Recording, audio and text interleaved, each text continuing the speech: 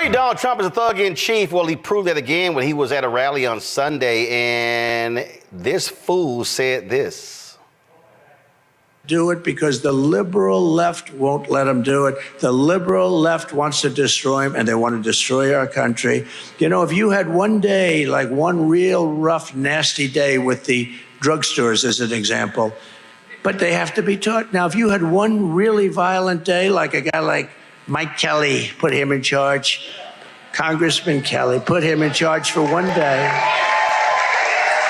Mike, would you say, he's right here, it's a chain of events that's so bad. One rough hour, and I mean real rough, the word will get out and it will end immediately. End immediately. You know, it'll end. I'm here only because they cheat, and they cheat in this state, especially in Philadelphia. And I mentioned a couple of the areas, but for the most part, but Philadelphia is out of control. Detroit is out of control. Atlanta is out of control. Places are out of control, because if there was no cheating, if God came down from a high and said, I am going to be your vote tabulator for this election, I would leave this podium right now because I wouldn't have to speak. We wouldn't have any problem. We have to have a landslide because they cheat so damn much. We have to have a landslide. No, you got your ass handed to you. That's what happened. But y'all notice there, he names 3 black cities. Oh, they cheat so much in Philadelphia. Oh, my God, they cheat in Detroit. Oh, they cheat in Atlanta. He don't say they cheat in Iowa. You on him? Oh, they don't cheat in Wisconsin except Milwaukee. That's what he said in last election. We know exactly what he's doing here. But the thing that jumps out, that whole, let me tell you something, Candace, that whole thing right there about, that take one day. So let me tell everybody watching something. I mean, I don't care. So I got invited to 3 different meetings at the White House when Donald Trump was there. I was able to make 2 of them. So I remember when the conversation came up. I remember for an hour, they were going back and forth on immigration, and I was tired of that. So then we shifted to Chicago. And so I remember I was asking this question. He goes, oh yeah, you know, I got a hotel in Chicago. I'm like, yeah, I know. So he was complaining that then Chicago Mayor Rahm Emanuel he was like, well, Rahm, he came to my office and he was talking about, we got to deal with education, we got to deal with economics, deal with crime. He was like, no, Ron, that's wrong. No, actually, he's right. So then he goes, yeah, so, and I was going to the airport and that was this guy, it was a cop, you could tell. He's a really guy, he means it, and he's serious. And so he came up to me and he said, we could have this crime in Chicago done in a week. And that's just with an extra 4 or 5 days. We just got to see to just knock some heads. So Trump's like, yeah, you could tell, everybody was respecting this guy. So, we got his name and, we recommended to Rahm, but they did interview him to be the police chief in Chicago. So I'm sitting and listening to this bullshit. And so you know exactly what he's saying. He ran to some cigar-chewing white cop whose thought process is, let's just beat the hell out of everybody, abuse them, violate their civil rights, and that'll clean up Chicago. Ask Chicagoans how much did it cost when John Burge did that?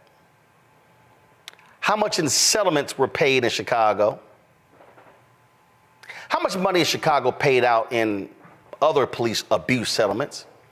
See, that's Donald Trump's whole thing. Beat the hell out of people, that'll fix it. Remember, this is the same fool who said, this is according to his own Secretary of Defense. Can't y'all just call the federal troops and just shoot these Black Lives Matter protesters? I mean, just shoot them in the leg. That's really what he's saying here. So if anybody is confused, Candace, about what he wants to do, Donald Trump wants to unleash cops against Americans, black people. That's his strategy. And he couldn't be any more clear. I mean, he is planting the seed as to what he wants to see happen again. Another insurrection, another questioning of the election. This is a part of his strategy. He's on point for what he is going to, for what J.D. Vance is going to be talking about tomorrow in the debate. That's exactly the rhetoric that we're going to hear. And for someone who's going to borrow an idea from The Purge, right? We all know that that's the movie. Let's just get rid of everybody within a certain period of time, all the criminals. For someone who's going to be borrowing from the script of a movie, we know that's nonsensical. You know, there was a purge the election year. I wasn't aware of that until I started looking this up.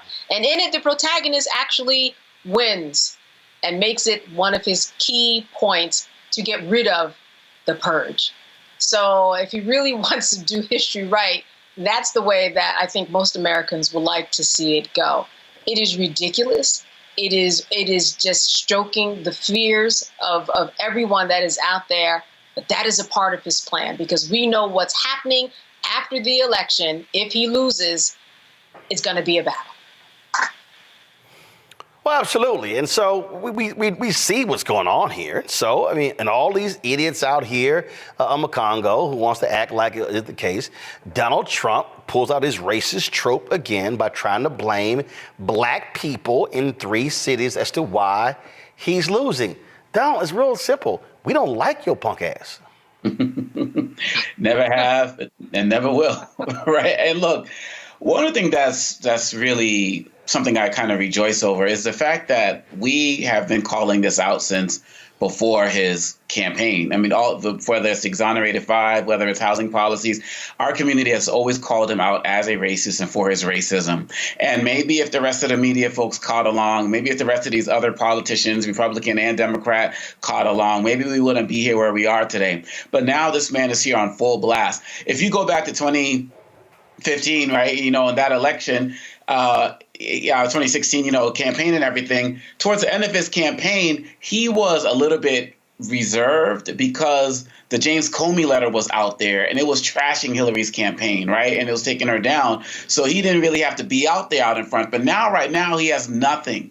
He has nothing on VP Harris. He's still trying to figure out a name, from Comrade Kamala to Kamala to all of these things. He hasn't been able to figure out a name. He's scared to debate because he realized he got exposed there. So all he has is who he is, which is his racism. He has gone, people's gone to his lowest denominator. This is who he's always been. And this is his last chance. Is he's going to throw out everything to see what sticks. And we all predicted this. It was going to get worse. And we're not even there yet. There's still more to come. And there's more to come from his acolytes. There's more to come from his supporters. I'm afraid that some of the stuff might even turn violent the way because first he's targeting the black cities like Milwaukee and Atlanta, but now he's targeting the black folks in white cities like Springfield. And so he's getting people coming and going. And so we have to continue to call it out. And then the whole thing about her being mentally challenged, all of that other type of stuff. I keep thinking, like, these Republicans, do y'all have families with people who have, any type of mental challenges? Do y'all have families where, women don't have children? Do y'all have families where, go down the list of everybody he's insulted? And they just keep laughing and laughing and laughing. Why? Because he gives them a pass with his racism, because many of them want that permission structure to be able to say these racist things and do these racist things as well. And so we need to continue to stay buckled up, because there's more to come, because this is all he has and it's who he is. Dr. Maya Angelou said, believe him the first time people show you who they are. He's been showed us. And now we just have to act accordingly and make sure he doesn't get the office in 2025. And look, Julian, again, let me say this here to any one of these immigrant brothers and sisters who are talking about Make America Great Again. He don't give a damn about y'all. Donald Trump don't give a damn about y'all either. He don't care. He also made this comment. I'm trying to pull it up here. He made this comment about folks coming from the Congo. Mm-hmm. I mean, talk about a sick and demented racist. And he lied about it. I mean, it was a straight lie what he actually had to say. And that's all he's doing in these rallies is just lying. He's just lying and making stuff up. And these fools, they fall for it. They think, oh, yeah, he telling the truth. They out there cheering. Donald Trump is appealing to white racists. Listen to this. Listen to this right here. If you don't believe me, watch this. Last week, a lot of people came in from the Congo, a big prison in the Congo in Africa. Last week, a lot of people came in from the Congo, a big prison in the Congo in Africa. What the hell are you talking about? And again, that's his whole deal. Oh, he called them shithole countries last time. Now it's, oh, a bunch of people from the prison in the Congo, they're coming in. Lying. You know, Roland, this man, he keeps talking about Vice President Harris's mental capacity, but he has shown us time and time again that he is truly deranged, that he is disconnected from reality, that he just makes stuff up. So anybody who believes him needs to have their head examined too. I mean, the man is truly deranged. And some of the things that he says, it's not only that they're racist, of course they're racist things, but they're also unhinged things. How did he think the people from the Congo got here? The people of the Congo let the people out of prison, took them to the airport, INS let them in, or TSA, whatever, let them in. That is all so incongruous. If you think it through, you've got to say, this man is crazy. He's totally lying. But those folks who believe him because really inherently they believe in the undocumented foundations of his BS. That's what's going on there. And so would you, if you just unpack it, what you have to say is this man has no love for people, but he has especially ire for black people. And then when you look at this, just day, this one day just go hard. Really? Really? I mean, when I listen to him, I frankly have a very visceral, often a physical reaction, because I'm thinking about my Haitian brothers and sisters in Springfield and what they've had to go through. I'm thinking about immigrant black folks from the African continent, from Caribbean, and what they've had to go through. And I think about us, because how does someone look at someone and tell whether they're from Haitian descent, Caribbean descent, or whether they're just a black person born in these United States? And he's basically incenting incenting people just like he did on January 6th, incenting them to violence. It's absurd. And frankly, he ought to be arrested or something. Somebody needs to do something about that man and his filthy mouth and his projections.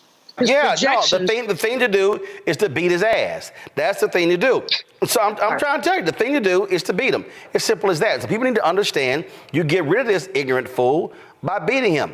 That's what you do. And so you want to destroy him, to destroy his ego, hand him a second L. In 2016, Donald Trump said he would choose only the best people to work in his White House. Now those people have a warning for America. Trump is not fit to be president again. Here's his vice president. Anyone who puts themselves over the Constitution should never be president of the United States. It should come as no surprise that I will not be endorsing Donald Trump this year. His defense secretary. Do you think Trump can be trusted with the nation's secrets ever again? No. I mean, it's just irresponsible action that places our service members at risk, places our nation's security at risk. His national security advisor. Donald Trump will cause a lot of damage. The only thing he cares about is Donald Trump. And the nation's highest-ranking military officer. We don't take an oath to a king or a queen or to a tyrant or a dictator. And we don't take an oath to a wannabe dictator. Take it from the people who knew him best. Donald Trump is a danger to our troops and our democracy. We can't let him lead our country again. I'm Kamala Harris, and I approve this message.